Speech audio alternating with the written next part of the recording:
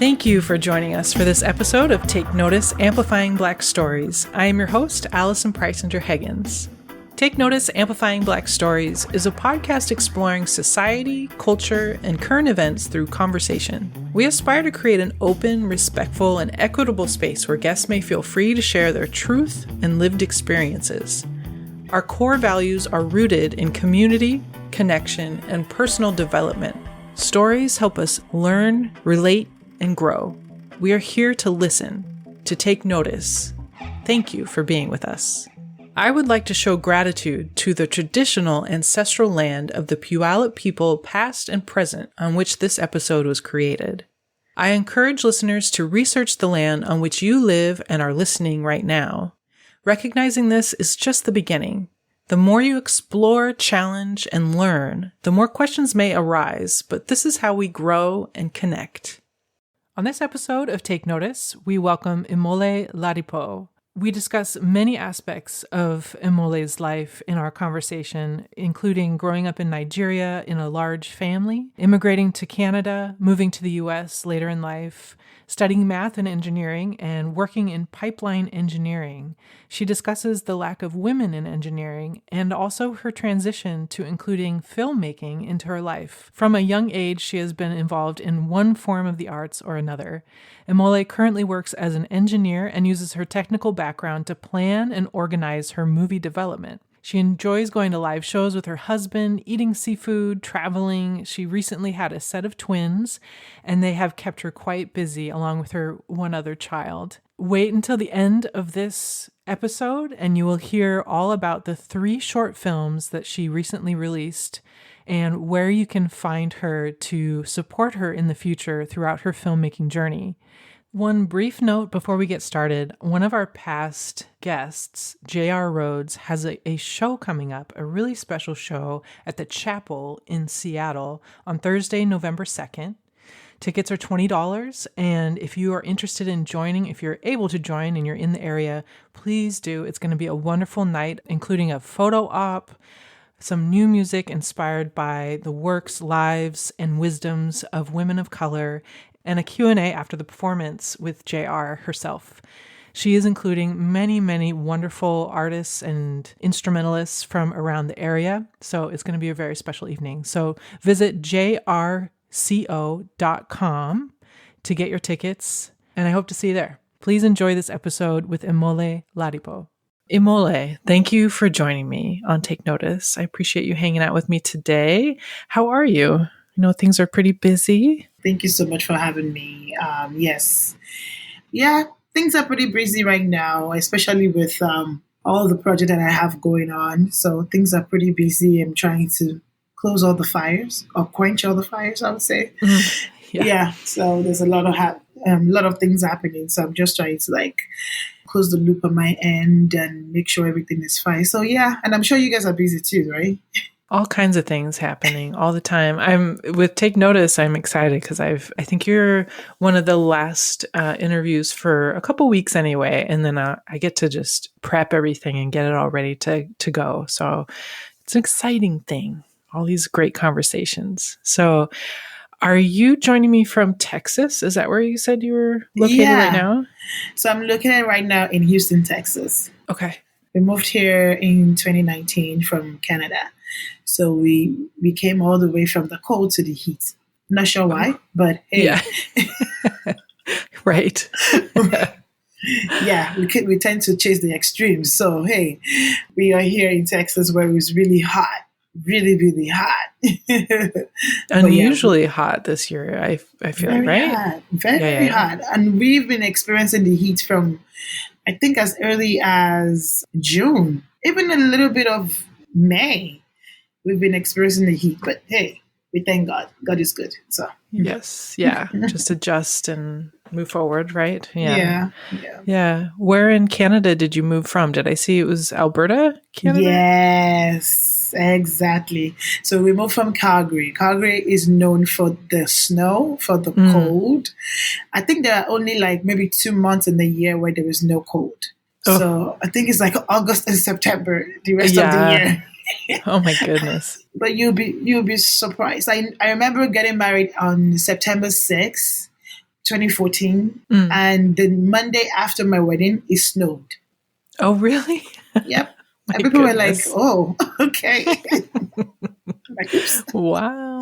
I imagine that would take some getting used to, especially if you didn't grow up there and things. How long did you live in Calgary? I lived there for 15 years. Oh, okay. That's a good amount of time. Yeah, 13 to 15 years. Yeah. Okay.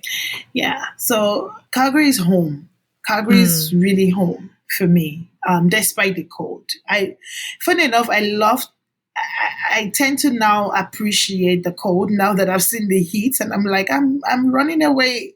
There's a reason why I left Nigeria to go to Canada, and now back. I don't want to chase the heat anymore. Like, I mean, but for some reason, I love Calgary. Calgary feels more homey, more, maybe because I stay there longer. So, and I know more people over there, obviously. So I tend to think more of Canada being home for me than the US for now, but I'm adjusting. Yeah, I can understand that for sure. And you grew up in Nigeria. Can you describe who you were surrounded by and all that when you were growing up? Yeah, so I grew up with my auntie when I was in Nigeria. My auntie had 4 kids. Well, she has 4 kids. They're all grown up now. So I grew up with my cousins. I grew up with my uncles, my aunties, my neighbors back home, my friends. We pretty much have a very tight-knit family in a way. I also grew up with my grandma. Now she's passed. But I grew up with her. So, and you're surrounded by almost like aunties that are not really family related to you, but they are so close to the family that they might as well be aunties now, So, I grew up with those people. And I grew up with my cousins that we chased ourselves around with our panties on down the street just to beat each other up. We did that. Don't ask me for receipts, but we did that. Chasing chores at the time and going to school, trying to do well, trying to be good kids. My auntie she did a pretty good job in raising kids. Now that I'm on the other side of raising kids, and I'm just like, how did I? Wow. Okay. But it's a lot of work, and she was able to manage all of us. And I know cousins usually come over to the house at the time. Everybody will come home to just eat food and leave the plate and go home. It's like, what? Who are you? Right. But we do all of that, So she managed to take care of everybody at the same time, chasing her own goals as well by having a shop where she sells soft drinks. We call Coke, all these pop drinks now, we call them soft drinks back home. So she managed to have a store where she sells those things, and then she uses the money to send, our kids to school and things like that. So she really did the best that she could at the time, and also my uncle now is in Canada now. So I know he has a job where he usually leave for work early in the morning and come late at night. And he managed to provide food for everybody as well. So I'm really, really appreciative of that. And my auntie is a very good cook. So thank God I was in the kitchen when she was teaching everyone how to cook. I don't know how my life would be right now. It would be worthless. So definitely, because I'll know nothing about food. So she's a really good cook. Our grandma used to sell food for a living. So she learned how to cook from there. So I was able to learn from my auntie, and it was such a beautiful experience. So I'm really appreciative of my background. I mean, it's not the kind of background that my kids have now, but in those not having enough, we tend to appreciate the enough that we had. It was one of those things that because you don't have so much, you were able to it made you have this hustle in you and this drive within you that you can actually achieve more than that you put your mind into, and you can achieve anything. And it also gets you to the place where you're more content with the things that you do have, because most times we tend to look at other people, especially here in the Western world where everything is there. There is no lights going off. That's a big deal. There's no light going off. There is always food on the table somehow, and there is a credit card to use if anything fails. We don't have that back home, right? Right. So at least when I was growing up, we didn't have that. So it was more like, it's either you have the money to take your kids to school or you do not. Or it's either you have the money to pay for your rent, for house rent, or you do not. It's either you have the money to build your house from scratch or you don't. So it's a binary, it's one or zero. So I'm really appreciative of my background because it made me very strong and very content. I'm very content with what I have right now. Yeah, I love that. Yeah, very contrary to some of the, like you were saying, some of the Western world and how we look at things as far as like always wanting more, or, you get the thing that you've been looking for forever or striving for forever. And then all of a sudden it's like, okay, what next? As opposed to just being content with what you have and moving and I forward mean, with that. That also is a good thing to have, though, being able to see what you have now and be able to project and say, this is what I want to have. I think that's a good quality to always have, because that way you won't be able to grow, right? If you don't, Very true. Yeah. take inventory, right? But at the same time, I think at least from the scriptures, it's like, he will compare themselves with themselves. They are not wise. So it kind of puts things in perspective for you that your life could be worse, but you are where you are for a reason. And thank God for where you are. Could you thrive to be better? Yes, there's always that opportunity to be better. But always thank God for where you are, because it could be worse, So yeah, absolutely. Yeah. What were some of the main dishes when you were growing up that your aunt would make that you loved? Oh my God, I love. Okay, so there's this, my auntie used to make, and I don't make it as much anymore. I don't know why. Maybe because my kids don't like it. But my auntie used to make this beans mixed with sweet corn. And then we kind of garnish it with like pepper and whatever you have, really. Any protein, like maybe meat or fish, we kind of mix it together. So they used to call it adalu at the time. And it's pretty much just beans and sweet corn mixed together, and it's just the most amazing dish ever, especially when you have like plantain and you kind of cut plantain in it, or you fry your plantain beside it. Heaven. So it's always good. And obviously the popular known jollof rice. So jollof rice is predominantly known in Nigerian houses, so we eat jollof rice for lunch, breakfast, dinner. It is what it is. So any home that do not know how to cook jollof rice, we kind of give them the side eye, like, what, who are you? It's like not knowing how to make salad. Like, what? Like, where? So jollof rice is one of the main dishes in Nigeria that I really love to make, and I think I'm really great at making it because my auntie is so good at it. So I learned how to make it from her. And also the regular stew, the red stew from Nigeria, I think is like the best, honestly. Like I haven't seen something like that here. I'm just like, but I make it here, so hey, doesn't really matter.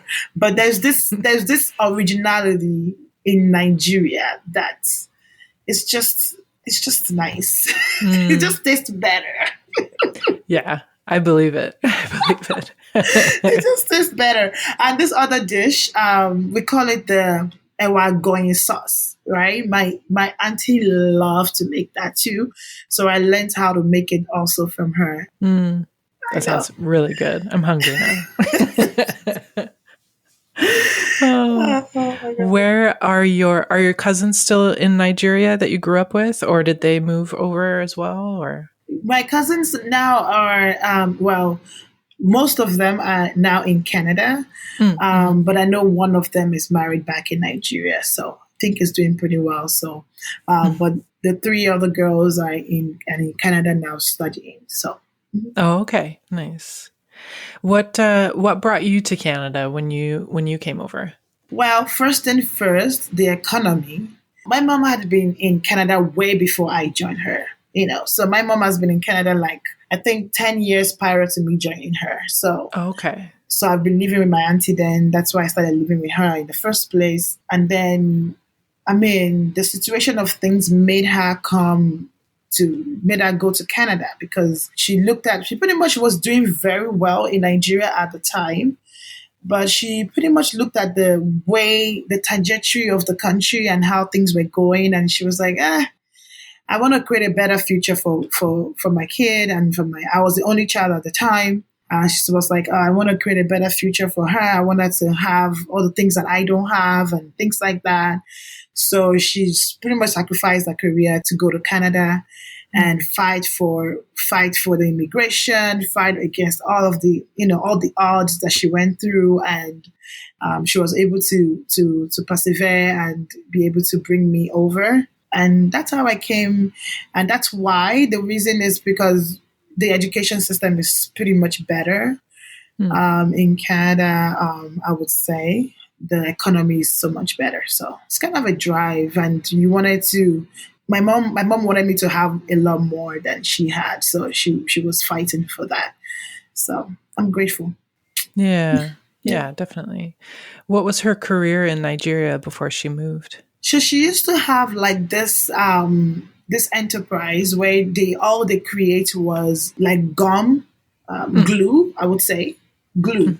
It's like glue to glue your books, like, those things that we never think about, how your books get glued up together. So she pretty much is the distributor for like glue. So they pretty much she's the distributor for it. So people that usually sell it to schools and to other suppliers, they'll come over to our store to get some from her. So she was pretty much making it in bulk, and then they will come over and grab it. So it's almost like a distributor center. And then when she went to Canada, what kind of work how long was she there before you came and joined her? Actually, that's my first question. Like 10 years. Okay. So she was there for like 10 years, and then I joined her. And then she started working she said she was working she was just doing any work, really, because she didn't have any papers. She didn't have any immigration status. So she was pretty much working in a warehouse, anywhere they could take her, really. But now she's working in a hospital. So she's doing pretty well now. But then it was pretty much any job, really, because she's just like, I have a mother to take care of. I have a daughter to take care of back home. Any job would do, So she was doing everything she could get her hands on.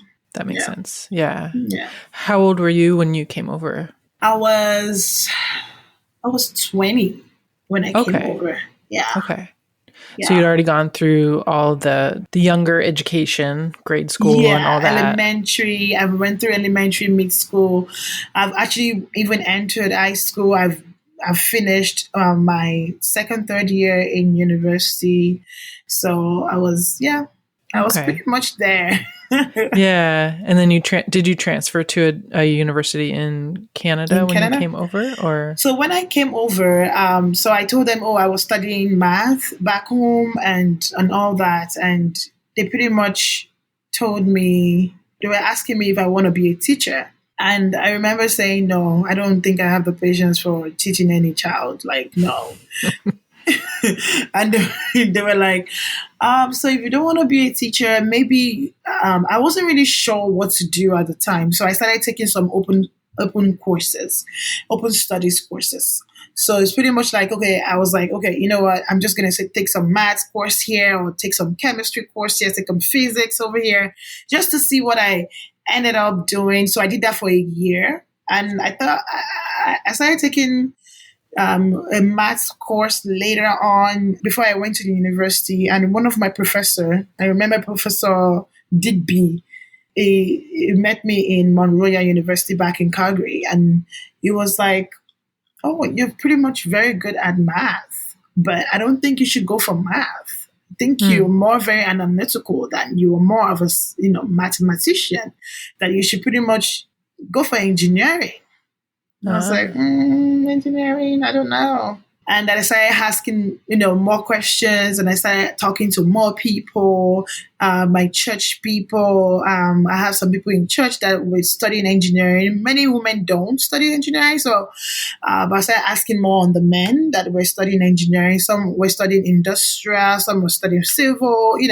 I started asking different questions about engineering. And one of my pastors was saying, that you need to study engineering. Like, seriously. Like, it's so good. It's so much better for you. And that was a turning point decision for me and the more you speak to people, it's funny how one person's comments can change the whole direction of your whole life, right? So Digby probably will have forgotten he made that comment now, but right. it was the comment that propelled me into the next phase of my life.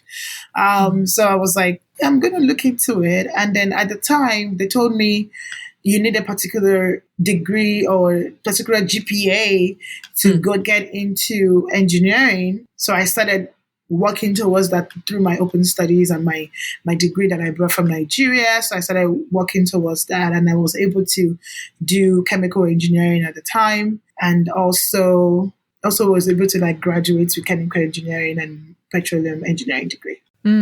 Wow. So you got your undergrad in chemical engineering, is that correct? Yeah, chemical engineering and petroleum. Yeah. Oh, okay. Wow. What did you transition to after you graduated? After I graduated, I decided to be a pipeline engineer. Oh. Crazy, I know. I decided to be a pipeline engineer because when I went to the chemical industry or chemical plant, even though I understand all the things that they do, I find pipeline pretty much jumped at me. Like, I really do understand what they are working on, even though it was mechanical. It was more mechanical than it was chemical, So, but I pretty much understood the whole thing from engineering school. So I was like, okay, this kind of resonates more with me. In pipeline engineering or in engineering in general, you find that there are more men that dominate that region than women. So it was really hard to find women that are in engineering. So it was so hard trying to find someone to mentor or find someone to mentor me into engineering. But it was one of the things that I had to decide on when I was doing my internship at Canada. I thought to myself that, you know what, this is what I love. I love the way it makes sense to me. So ever since then, I've been in the pipeline company. Oh, yeah. Nice. Okay. So as a pipeline engineer, is that correct? Is that the right term? What are some of the things that you focus on in your day-to-day? So in my day-to-day, I'm trying to, all the lands that you pretty much will be sitting on right now, well, not all, but some of the places that you will sit on, you will find that there will be pipeline underneath the ground. And even your car, I'll do the gas get into the car. You just go to the filling station and put it in, right? But we never really think about who brings it there, or what brought it there. Or you just see that the gas prices are going up. We never wonder why. Where is the gas coming from? Why is it going up?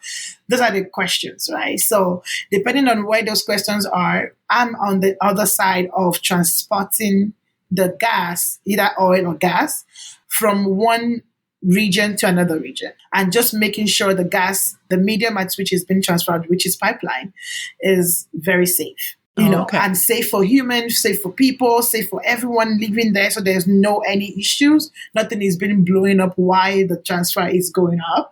So I pretty much monitor that pipeline and make sure that it's being safe in those regions that I'm being assigned to. So let's say I live here in Houston, Texas. So I manage everything in Houston, Texas. And I made sure that all the pipelines in the ground here in my company that my company is assigned to is safe. So if there's any issue that could happen, I, speak up and we go dig it and fix it before it happens, so that it doesn't cause any explosion or any issues, for anyone living around there. Pretty much. Wow. Yeah. No pressure. That sounds... Nothing. No pressure at all. Yeah. Well, I imagine when you've been doing it for so long, Yes. this is how it goes. Yes. I've been doing it for so long, and we have a lot of data. We have smart people that we work with, and we have regulations that pretty much helps with all of this work. So it's a pretty good work. So yeah. Wow. Yeah, Yeah. that sounds like it. When you moved from Nigeria to Calgary, of course, there's the difference in climate and weather and everything. What are some of the other, there's a million differences, but what are one or two of the other main differences that you noticed? Because you were 20, you weren't a kid anymore, but you're still like, growing into adulthood at that point. Maybe you were kind of a kid. I don't know, but... What are some of the difference between Nigeria and Canada?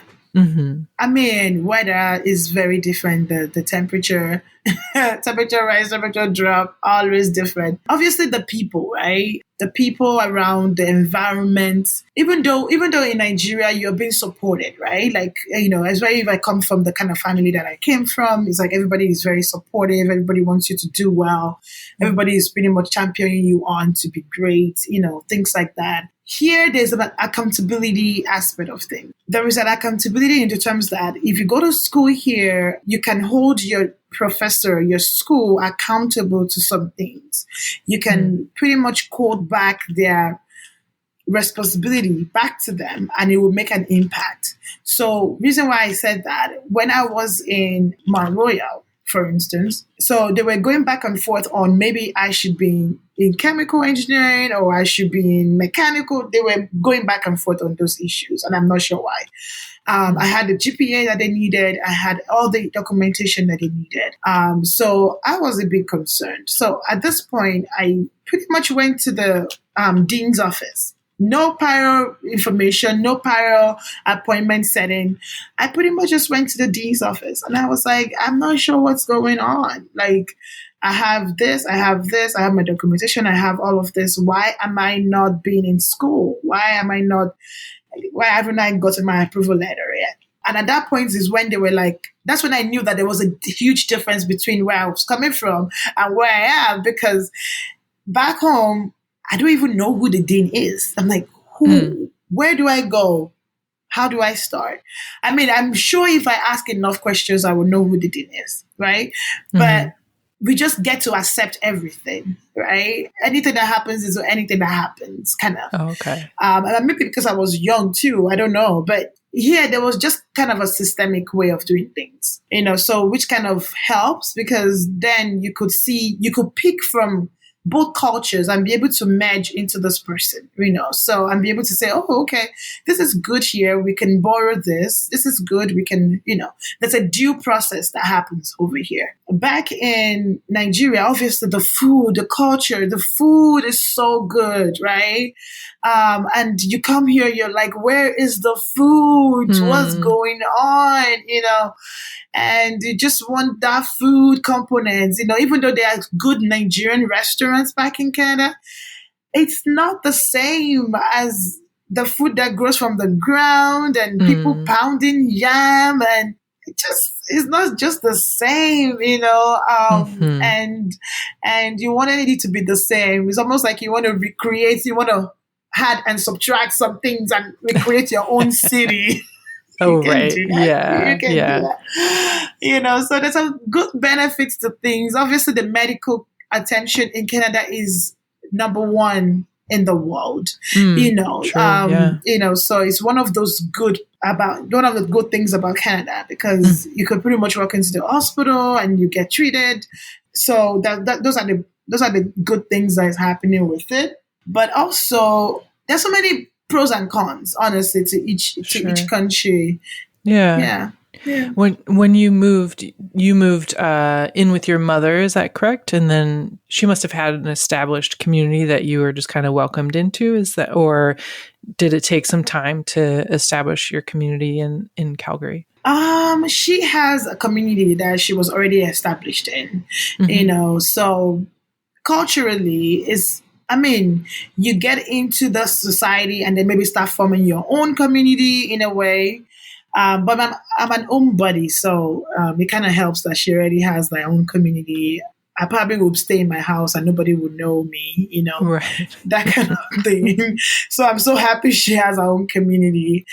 She pretty much went to one church when I got in, and that was the church I went when I even got married. I got married there. I had my kids. We moved.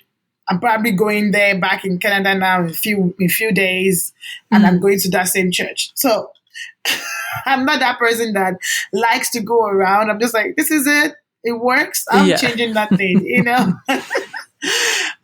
So that's my mode of, I try to keep things very simple. So my mom has already had the community. She has, the church is pretty much my community. When I say community, my church is pretty much my community because everybody that I know are from church. Everybody that I've met probably from church and work. That's it. That's about it. That's where I go. Work, church. That's it. So everybody I know today are from that community. So yeah. But my mom is one of those people that would know every community. So we are so different in that aspect of things. But sure. Yeah. Very social. Yeah. What brought you to Houston? Was it work?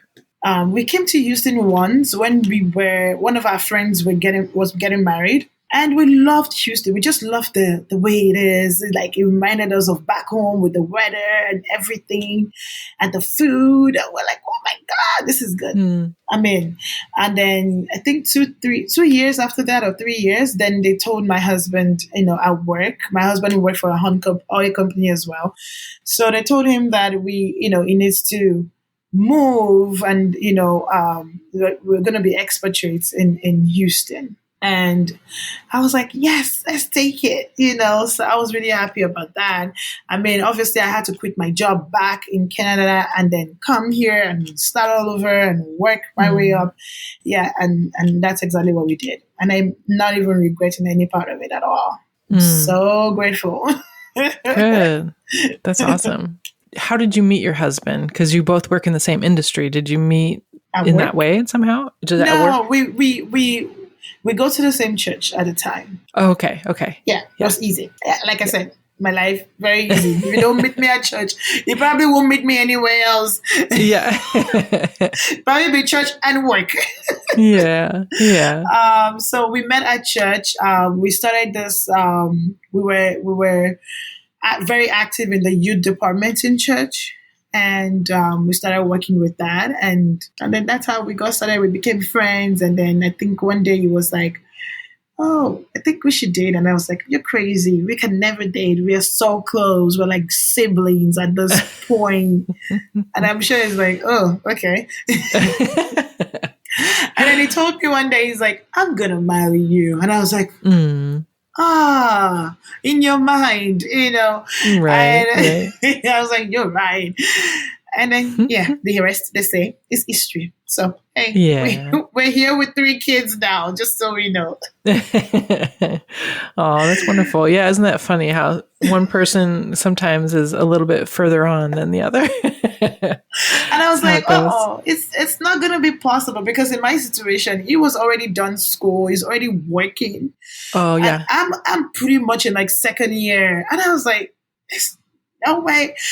One of the things that I've learned very early on in my life was don't let anyone stop you from achieving your goals. And education is so important to Nigerians. Trust me on this. Trust me. It's so important to Nigerians, because we feel like that's the only way we can thrive or we can make it or we can do anything or we can be known or we can make money, So when we were growing up, they instilled in us that education is the most important thing. So if anyone wants to stop you from achieving those goals, you see them as an enemy. You're like, automatically delete. So when he told me he's going to marry me, I was like, I'm in second year. How can you say such a thing? Yeah. Yeah. Understandably. Yeah. You gotta wait until you know too, right? Especially when you tell your Nigerian mom, you're like, oh, mom, I have a boyfriend. That's a different conversation. He's going to go south every time. Oh, really? Every time. I can bet it. Oh, okay. Yeah, because they're like, you're in second year. It's going to destroy your life. Yeah. culturally. I mean, I think Yeah. Yeah. everybody's getting the drift now that they probably won't destroy your life. But that's how we were all brought up, with that fear, like, you're gonna date me and I'm gonna be pregnant with just one kiss and I'm not going to do it. And I'm not gonna make it. And I'm gonna be a housewife just cooking food and serving dishes. Yeah. No.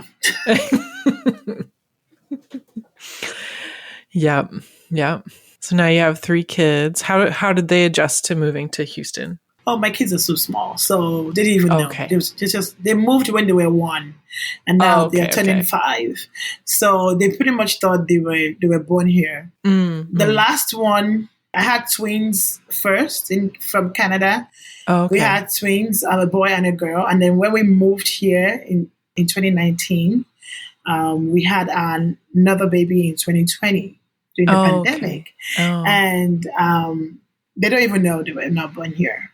They always ask us that we want to go to Canada, but they don't even know. No difference. They were like, young. Too young. Oh, that's good. Yeah. Yeah, that's a good time to move then. You don't have to go through all the explanations and stuff. Like, this is just what is. It is what it is. You're born here. You're here. Yeah. What sparked the creative inspiration of getting into film for you? And I know you do that with your husband, is that correct? But what about for you first? Yeah, in the beginning, my husband was very involved as well. So from church, we were both involved in like drama ministry, almost like stage play kind of ministry. So we were involved heavily in that. So for me, I think it started for me as from when my church back in Canada didn't have a way of displaying their information, like weekly information on the screen.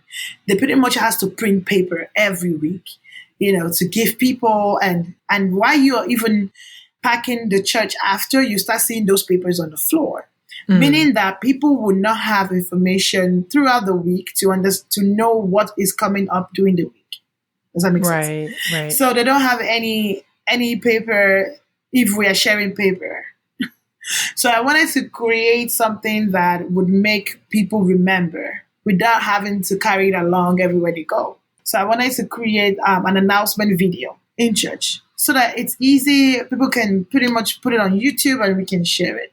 Right. And during the week, they don't have to remember it. They just go open it and rewatch it and know that there's a program this evening. Let me go to church. So that's pretty much what we wanted to create. Very simple task. But it was so hard because I don't know how to handle camera. I don't have a camera. I don't know how to do anything. There was no space to record. There was no time because I was in school as well. So that was a lot, right? So, but I knew this is what I wanted to do for church so bad. So I was talking too much about it at this point. And I think my husband was tired of me talking about it. So he went to the store one day and he bought me a camera. It's like, this is it. It's like, this is it. Yeah, you go. It's like, make it happen. I was like, I shouldn't have stuck this much. And then and I started learning more about how to make videos, how to adjust lighting, how to adjust sound. I was learning how to take pictures. I was learning a lot of things at this point. So I was learning how to edit, because I was doing everything at the same time. There was nobody trying to help or nobody willing to learn. It's your calling, go for it, go do it. And I feel like people would not understand the dream if it's not given to them. Many times we expect other people to understand our dream, and we're like, can't you see the calling of the Lord upon my life? Can't you see it? But many people will not understand the dream. And it doesn't matter even if it's church or if it's not church. It doesn't matter if it's your people, if it's your family. Many people will not understand the call because it's not a conference call, right? It's a personal call. So most times when I was doing it, I always feel like, why are people not getting this? Like, for real. Right. But as I grow into this, I knew that it wasn't for them. It was for me. The journey was for me, to learn things for myself. And the more you help people sometimes, the more you help, like in my case, my church, the more you see that, oh, maybe this is the thing that I actually love to do. And that's what happens in my situation, because I was trying to help church so bad. I was like, I'm going to help church to do this announcement video, and we have no more problem. And then over time, as I continued to do it, I found that I actually love telling stories about it. I actually love to, make it more beautiful, make it more colorful, make it more educative. I was learning more as I go. And over time, I just can't imagine myself not doing it. I'm like, how can I not do it? There's so much to do, and even right now, I'm still going on with that mindset. There's so much to do. So, and that's how I got started. And my husband has been helping, but I know work has really tightened down in the last 2-3 years. Yeah, so he said, I think you are able to do it now by yourself. And I was like, thank you for your help. So it's pretty much like giving up on me and say, go for it. I'll be supporting you from the back. So I've been doing it, but he's still here for moral support, he said. So we'll see. Yeah, that's important. That's a big part. That's important.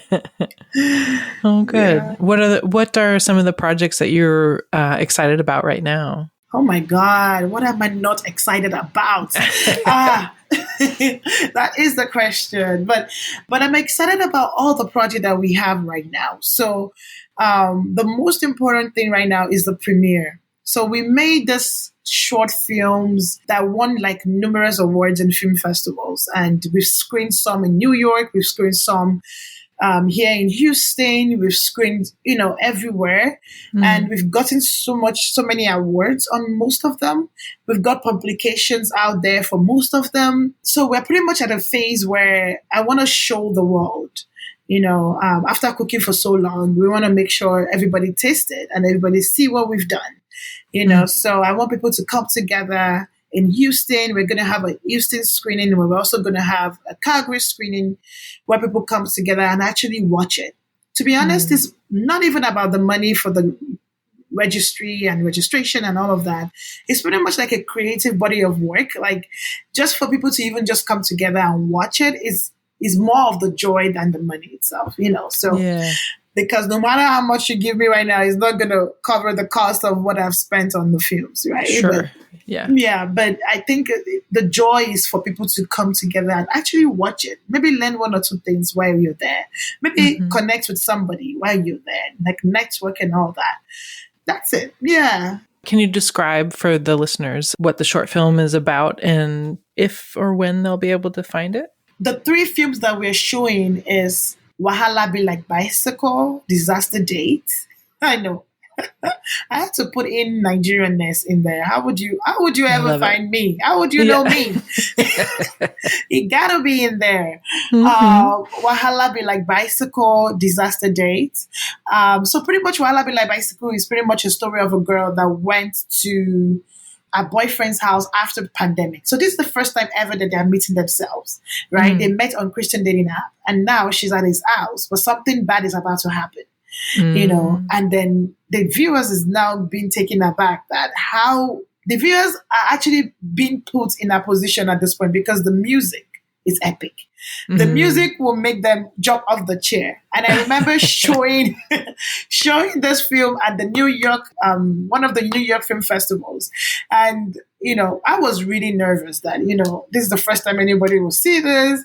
I don't know how they're going to take it. Are they going to bite me? So I pretty much sat at the end of the theater just to cover my face if anything and just leave.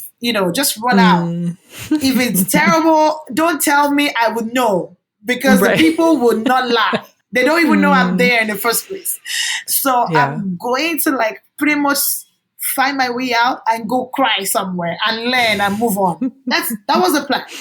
So I went to the film festival and they were watching it and people were pretty much falling off their chairs.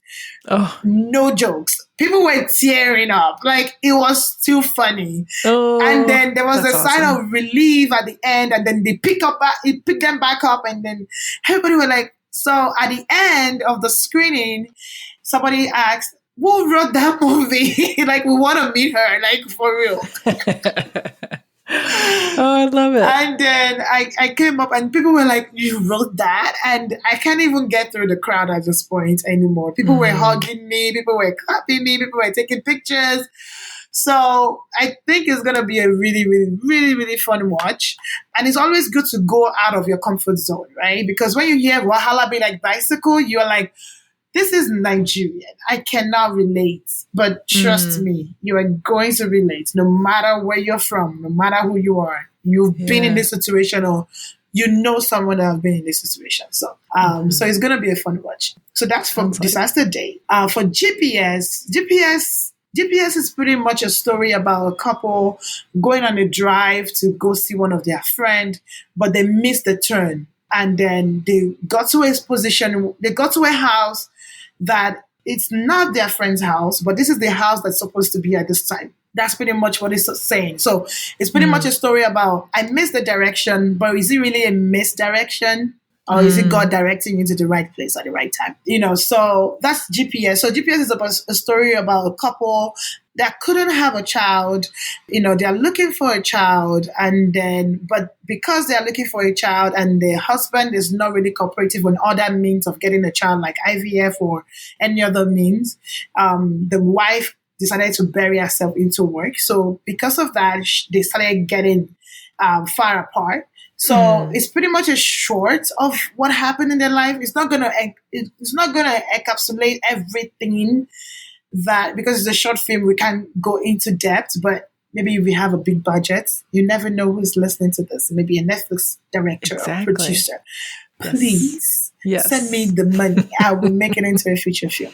But yeah, so we pretty much creatively shorten it into this short to be able to show the differences between both of them, the husband and the wife, and be able to see how they deal with different issues, how they deal with those issues, especially when it comes to having a child. So it's pretty much about them going on this journey and then them fighting or discussing the issue in the car. And then how they resolved it and how it all closes at the end. And where was God really leading them to? So it's pretty much a fun watch too, but if you have a tissue, just have it very close to you. You're going to have a lot to cry about. Trust me, crying at this point in my phase and in my life is a therapy for me at this point. I'm just like, let me cry. Yeah. I'll feel better later. I know. Jesus. It's so true. Thank you, Lord, for tears. Okay.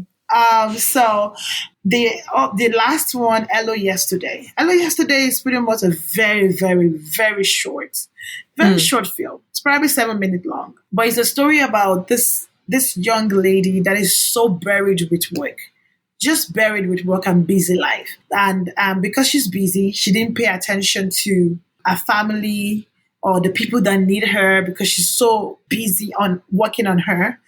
And then she got a very interesting news on one day, and then it changes the trajectory at which she sees the world. It's a silent short film. So it's a 7 minute that is worth it to drop your phone and actually soak yourself into it. I remember sending Hello Yesterday to a festival, and the festival director reached out to me and said, I don't know why I'm crying, and I'm still crying. And I'm so into this film so much that I don't even know what to do with it, and I immediately finished watching the film. I haven't spoken to my dad in 10 years, and I pick up my phone to call my dad. Wow. Because that's how much she felt like he was speaking to her. So that's what we're trying to do. Yeah. My storytelling is pretty much based on human angle stories. What a human being feel. Let's put it into a film. Because if you have gone through that experience, you're probably wondering how many more people have that experience. You'll be surprised how many more people have that experience, the same experience as you. Especially when it comes to like something like GPS or Hello Yesterday. It's so common. It's so common, right? People will go through infertility every single day. Like we have people, one of us know someone that is going through infertility right now. We know a couple that's supposed to have a child right now, but they couldn't have a child.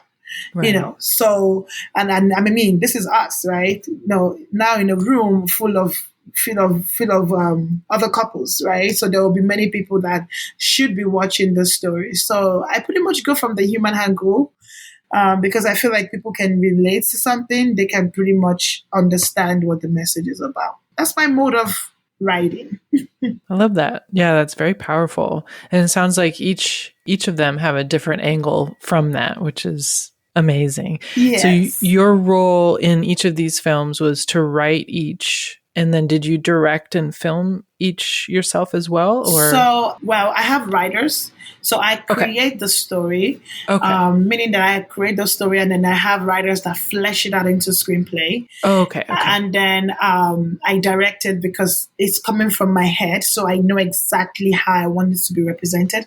Yeah. So I direct it and I executive produce it. I pretty much produce it. And I do have a line producer too that does a very good job. But that's pretty much the angle that we went from. So it's pretty much, I'm a director, I'm a filmmaker, I'm a storyteller, and I do have like a brilliant people that I can't even pay enough to help me with all of the stories. Yeah. It's wonderful. Yeah, very collaborative projects. Yeah, yes. I imagine. Did you film in Houston or where did you film? Yes. So, all of them were filmed in Houston. Yeah. I'm trying to think. Yeah, all of them were filmed in Houston because I've shot some in Calgary and all that, but all of these ones were filmed in Houston. Yeah, wonderful. Definitely. Nice. Yeah. Well, I look forward to checking them out. Yes. What, besides these 3 films, short films, what are you most excited for coming up in the next year or so? In the next couple of years, I will be an Oscar, just so you know. But hey, I'm just kidding. But Understood. Hey, you never know. You never know. They may be watching. But yeah, I'm really excited about. We have a series coming up. We have a feature film coming up. I think I'm reaching the end of my short. And I really want to move to like a bigger project. So I'm thinking of bigger project like, TV series or feature film where people will actually want to sit down and be like, okay, we want to watch this from beginning to the end. Yeah. That's exciting. I love that. Imole, thank you so much for joining me today. Is there anything that I missed asking you about? Anything that you'd like to highlight that we missed? Not really. Thank you so much for having me. For anyone to reach me, I'm on Instagram at the Lumia Films. So it's pronounced the Lumia, like TheLumire Films on Instagram. And there's so many social media. Just if you go on Instagram, you'll just find me. Yeah. I feel like I'm too old right now to be updating all of the social media threads. Facebook, too many of them. We agree on one? Much. Can we all just agree to be on one, please? Yes, anyway, you can find me on Instagram. I probably don't even update my YouTube in a long while, but please don't blame me. You'll find me on Netflix too very soon, or on Prime Video. Yes. Yeah, those are I'm very simple. I face my front. IG, please. Yes. I agree. And that'll be in our show notes too. So anybody listening to the podcast will be able to just click, find you, connect with you. It'll be great. Yes. Wonderful. So good to hear your story today. Thank you so much for joining me. I appreciate it. Thank you, Alison. I really appreciate it. Thank you for joining us for Take Notice, Amplifying Black Stories. If you enjoyed this episode, please be sure to share it with someone you know. Connect with us on social media. We would love to hear from you. We are at Take Notice Podcast. You can also find us at takenoticepodcast.org. Reviews help us reach more listeners, so please rate and review on your favorite podcast app. Take Notice, Amplifying Black Stories is produced, hosted, and edited by Alison Preisinger Higgins. Music by Version Big 5 featuring Darius Higgins. Thank you for being with us, and thank you for taking notice.